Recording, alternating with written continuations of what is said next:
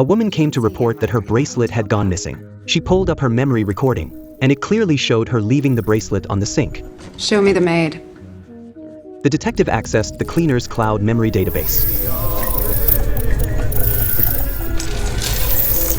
Or what happened 4 hours later when she sold the bracelet to pay her rent. Just like that, the case was easily solved. In the future, people are implanted with chips in their eyes at birth. When they see a watch they like, they can instantly view a virtual preview of how it looks on them.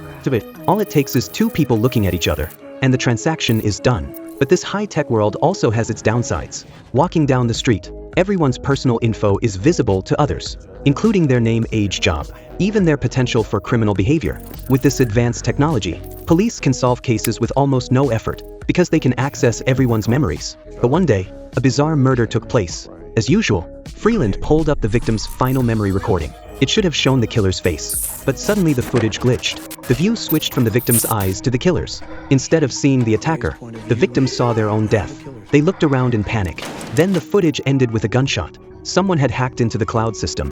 They disrupted the victim's chip before the murder and edited the final footage. Similar murders kept happening, each from the killer's point of view, but with no trace left behind. Freeland had no clue how to investigate. Then he remembered a strange girl. A few days ago he saw her on the street, and her info read unknown error. The next day, when he tried to review that memory, he found she had been erased from the cloud. Then two more people were killed.